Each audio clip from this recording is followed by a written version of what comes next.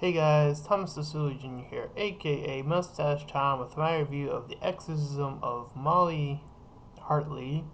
So, we begin the movie jumping right off with this exorcism of some other woman, and she ends up tricking this priest into letting her go while she's still possessed by the devil or whatever.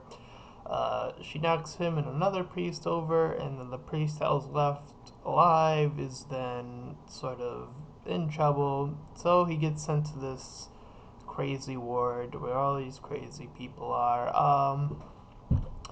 And then we find out that this Molly chick is end up possessed, and then she's like partying and all this stuff, and then she brings two people home because I'm doing all this three-way stuff, and then she ends up accidentally killing them, and then she ends up also in the crazy ward. And the movie sort of goes from there. They sort of find out the priest is there after these very predictable or very obvious sort of send ups to sort of previous exorcism movies.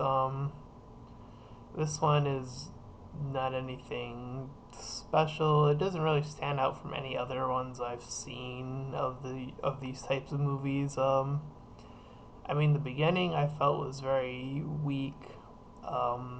Just jumping right in and not really doing much. But as the movie progressed, I will say that it did build up uh, a little bit of tension and a little bit of surprise as the other church guy, there's this other church guy that was like training him or whatever, ends up picking up this book of the devil, and then after all the possession stuff happens, he has the priest do an unsanctioned exorcism, takes out all the demons, and apparently that's what it takes to get the devil to come out or whatever.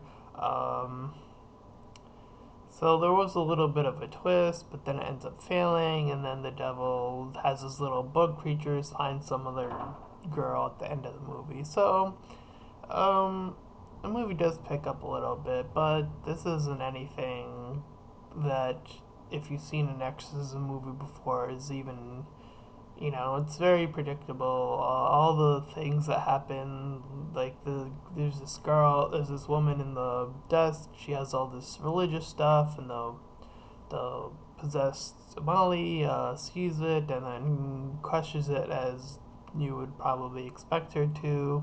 So, for me, this is a very sort of predictable. Like there was a lot of predictable moments, but the whole like I said, the whole the religious guy sort of turning his back. That was something I don't think I've seen in an exorcism movie before. At least I don't remember seeing that before. But unless there's like I'm trying to think of that movie with Arnold Schwarzenegger, where like they have like these religious guys, and they sort of like want to kill her because the devil's inside her.